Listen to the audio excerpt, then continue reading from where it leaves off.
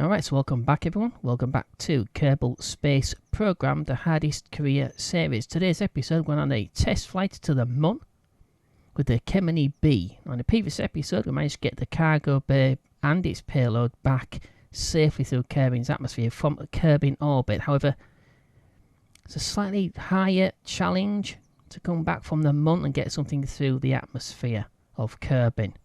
So that's exactly what we're going to be doing. This is Kemini-14. We shall not be using the number 13. We don't want to tempt fate. So it's Kemini-14, the Kemini-B variant of the spacecraft, on the Chiton 2 launch vehicle once again at Pad A. So we're ready to go on today's mission.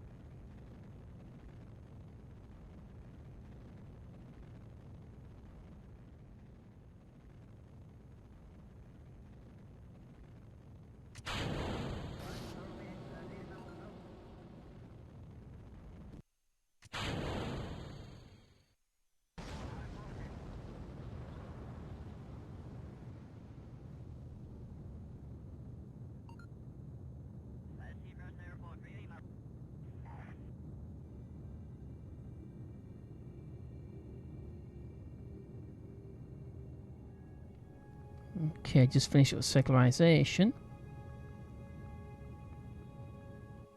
Okay, about 72 by 92. Yeah, unfortunately it went a little bit high again, perhaps. I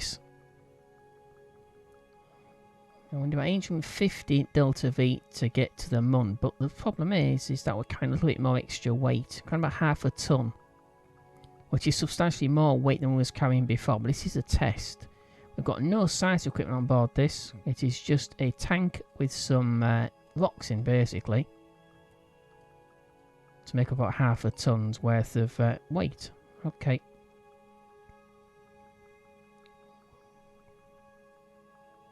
Get it for there we go. Auto save again.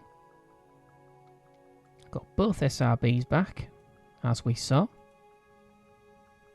2,445 each or thereabouts, so just under 2,500. Not worth that much extra. Wow. And 22,649 for the first stage. Okay, so we need about 850 delta V. Like I said, we're kind of a little bit more extra weight. In fact, substantially more weight than was in the previous episode's mission.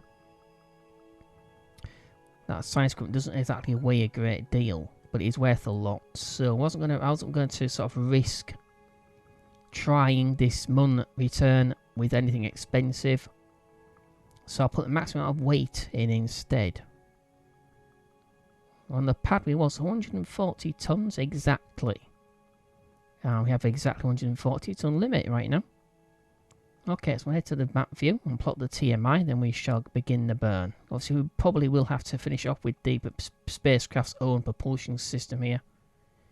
But that shouldn't take a great deal of delta V from the spacecraft.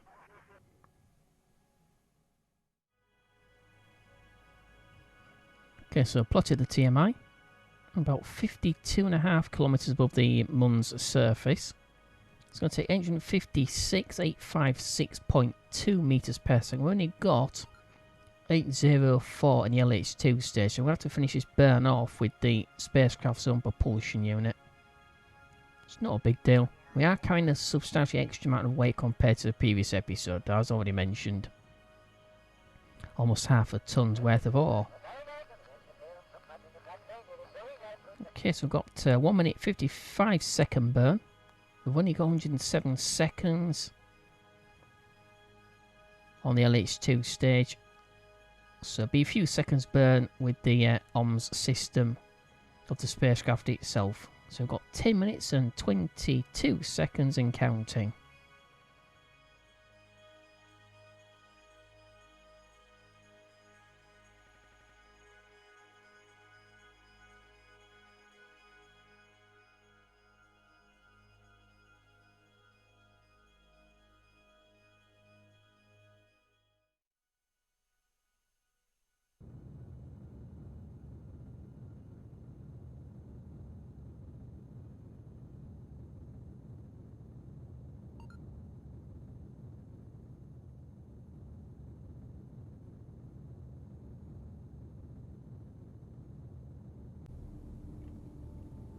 Okay, just a few seconds left of this LH2 stage. So once it's given out, we shall separate and continue the burn. Shouldn't need too much though. So I'm going to bring it down in throttle. Okay, TMI stage clear. We have 56.2 meters to make up. So it's quite a powerful engine, or set of engines on here.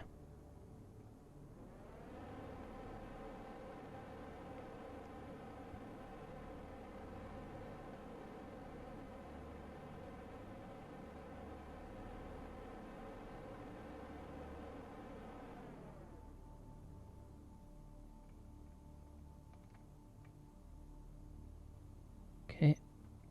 Whoops. Slightly over. Okay, so to the map view and see exactly where that burn took us. It could be quite erroneous, so we need to make a substantial correction or just a tiny correction, depends on how far we've gone over or under. Okay, so it would appear we are slightly under the 50.5 kilometers that I actually plotted. So 50,250, it's jiggling a little bit, but it's 53, 52, something like that. When actually plotted 50.554. Okay, that's not too bad. As it'll go shooting miles over, that's not a problem. Okay, so it's 1 day, 4 hours, 1 minute. So about 1 hour 59 minutes short of 2 full Kerbin days.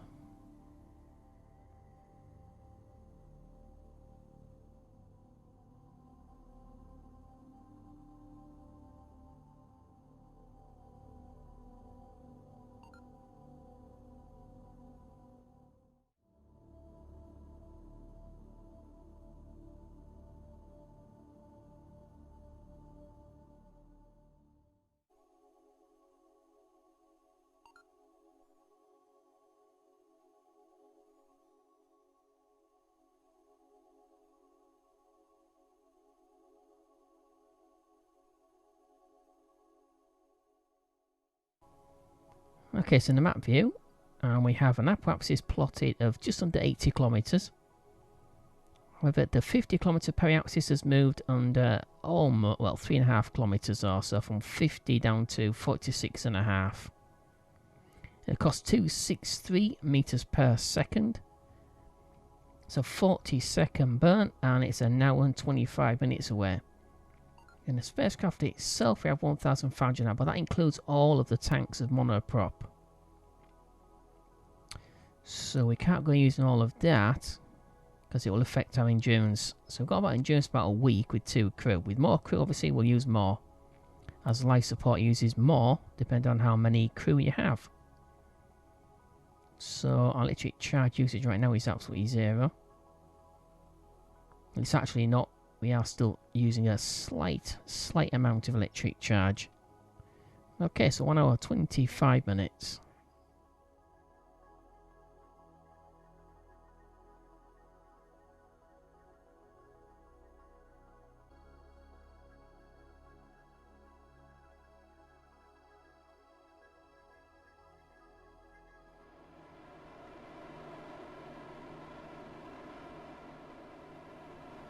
Okay, we have about 12 seconds remaining. So that Delta V figure you see there is actually just for the propulsion with its own tanks. So it doesn't touch our actual monoprop fuel supply for our fuel cell. Or RCS. Slightly overburn there. Whoops, daisy. 49.131 by 74.104 kilometres. So you can say 75 by 50, well, 75 by 49 I suppose. Okay. Let's roll.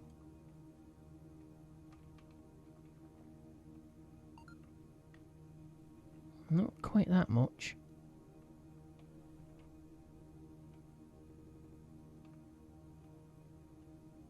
Of course, there's nothing in the cargo bay, I've already explained that.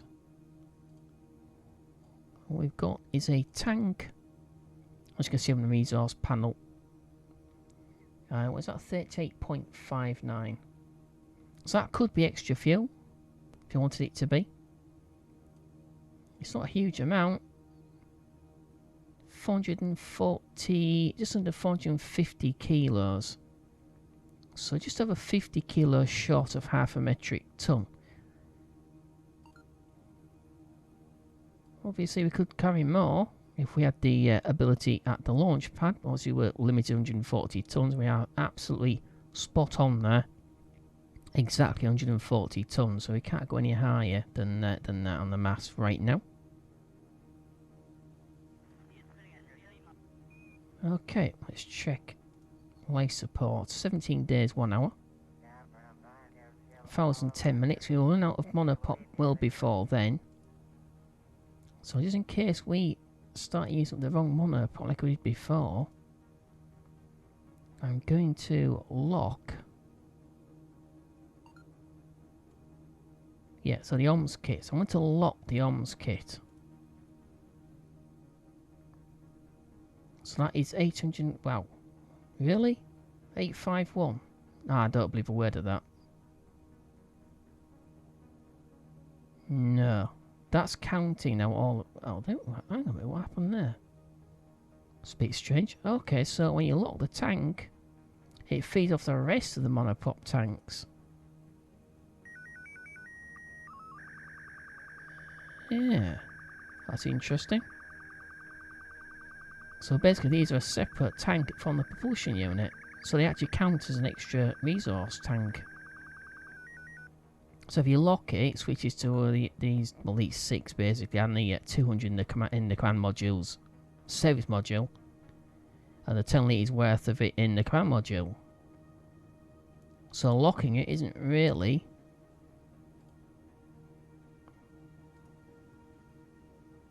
Yeah. So be very careful of that, because obviously when we went for almost 7 days, we was almost down to the last.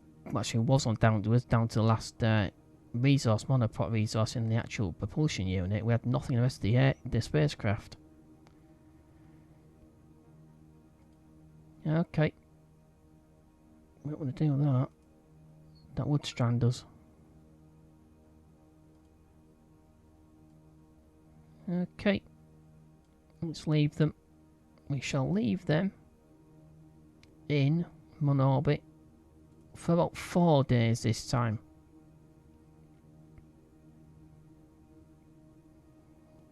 Okay, 4,750. That's not too bad considering they're considering they're in Mun orbit. That's not much different than a Kerbin orbit. It's about 1,000 higher, but it's not substantially higher, so that's not too bad. They've both got at least 20 days, so 21 days for Bill and 24 days for Rayson. The reason why we brought Bill along because he's an engineer. And he can fix things if they break. Hopefully. Okay, leave them in orbit for 4 days. When we come back, that should read about 5 days.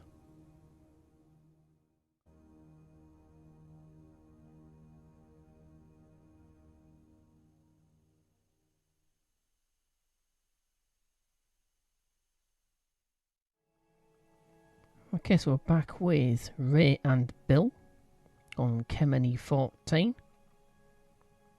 So been here for 5 days. They've actually been around the month for just over 4 days. So at 5 days, 4 hours and 52 minutes and 20 seconds into the mission. We've had no failures. We have substantially extra monoprop compared to the previous episode because Bill is basically an engineer and he helps to maintain and increase the efficiency of fuel cells. So it's anything like as much monoprop basically. So we've got more than half a monoprop to our entire spacecraft. Obviously that includes the propulsion unit. But we've got more than half around the entire spacecraft. Okay, let's see what we have. It's got 223 meters per second alone just in this propulsion unit's tanks. Obviously automatically these the fuel tanks here don't feed directly into the propulsion unit. Okay, but we're going to this time. I'm going to keep the external. Wait a minute. So I've got 200 here still. Wow. Okay. So what I've actually used is exactly what I didn't want it to use, which is the OMS units. The OMS kits, orbital maneuvering systems. Fuel. So it's not used any of this. So it's a lot more efficient if you have Bill or another engineer on board. Okay, I'm going to pump it into there. I'm going to keep it in there as well. So I'm going to pump the service module full of monoprop and the propulsion unit full of monoprop as well. We won't need that sort of delta V, but it's just in case. I don't want to sort of interrupt the burn part way through as we're leaving. No, I'm pretty sure I didn't uninstall.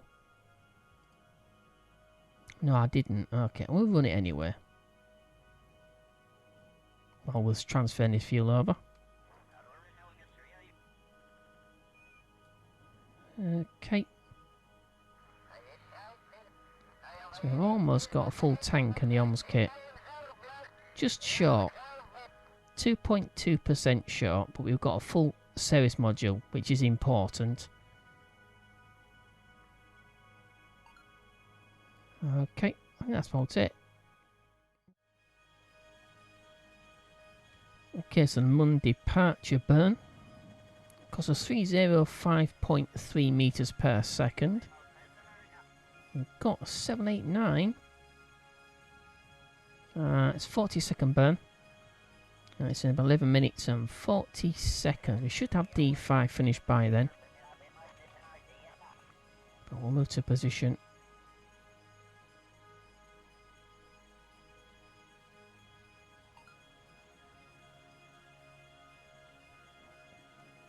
Okay, so a pretty successful test flight so far, but the biggest test is yet to come. We have to try and get the cargo bay back through Kerbin's atmosphere from this altitude.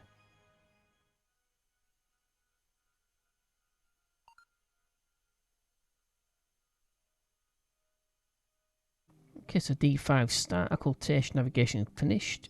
Probably seen this one. Okay, it's going to end it.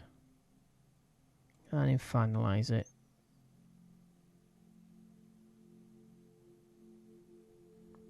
I've got 4 science. One in space high over the moon. Not that high. Only 61.7 kilometres.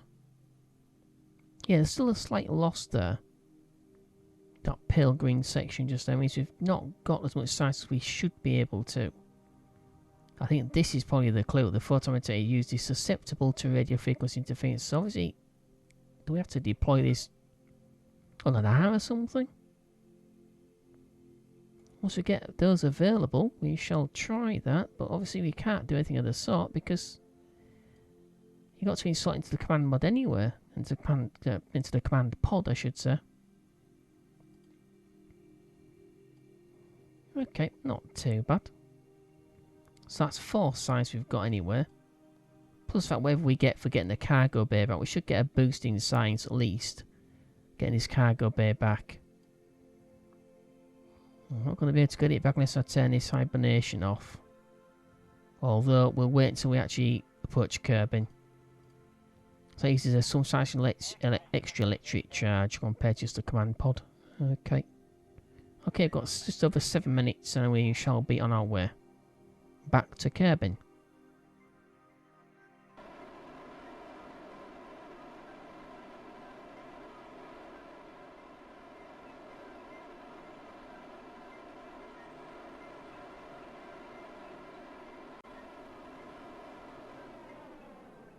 Okay, a few meters a second left. So considering we're trying a little of extra weight compared to the previous mission, we seem to have more Delta V left. Got 458 worth of monopop remaining. Let's go 488 meters per second. We should not need to use any more of the propulsion units. We could transfer all the fuel back into the tanks above for here. We shall make sure. Okay, SS is off. Head to the map view and make sure that we don't need to make any more correction burns first. Okay, we're in the map view and a slight overburn. I did plot the periapsis to be about 25 kilometers. It's gone down to 21.8. So I think a mid-course correction using RCS alone. So we don't need the main propulsion unit again, the arms kit. So I think we'll transfer all the fuel back into the rest of the spacecraft for the fuel cell and the RCS to use. Okay, transferring all the fuel from the arms kit over to the those 6 baguette, those insulated tanks just here in the fairing. On the command pod, obviously.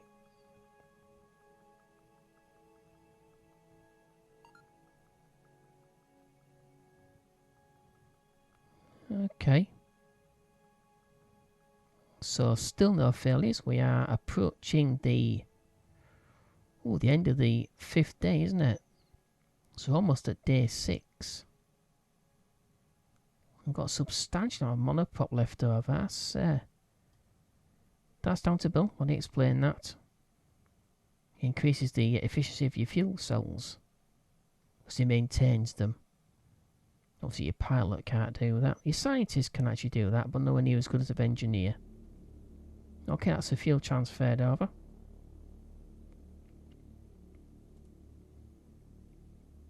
Okay, it says 41 meters per second. It's actually lying. Because the consequence we've still got 50% worth of our monoprop remaining, which we do have. Just under 500. Start with 1,000. So it could go for quite a few extra days with Bill on board, or any engineer with any skill. Which is nice to know for contingencies, not really for extending your missions though. It's not really a good idea. Just in case Bill has a panic attack like Valentina did in the previous episode. Okay, so we shall let these leave the SOI, then we'll perform that correction burn, and then we'll let them come back home.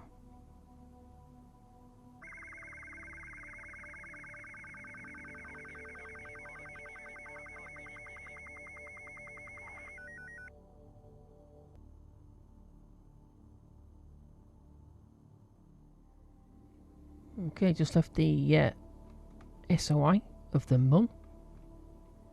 Now we've got the payouts is 21.7905. Which have been that's about 25, between 25 and 30 actually. 30 is actually probably safer. So going to point per grid because we're going to use, yeah, change off that is per grid. I thought it was per grade, but never mind. We are control from the right direction, so that's fine. We don't need the probe on the command on the cargo bay just yet. Right. There we go. Obviously, it's slightly inefficient because it's got the fairing in the way. Not really designed for kicking against fairings. That's fine. 29. About 30. Okay. Let's start the rotation again. Helps keep the command module heated. But not too heated, so pick up too much radiation heat. Because at some point we will need radiators to dissipate heat from the spacecraft. Right now they're not large enough to warrant that. Not quite anyway. They still are getting quite hot. If I show you very quickly. Thank you very much. Okay, got thermal. Cooling temperature is 200 degrees Kelvin. The maximum is 2000 Kelvin. So it's not exactly freezing cold. Critical temperature is 1300. That's for the Mark 1 docking port, obviously because that's the part closest to the sun. Let's meet. You can see. So that's receiving direct sunlight. Coolest part is a cargo bay, obviously because it's shielded. Okay. So 15.47% degrees. Or 15.47%, sorry, I should say.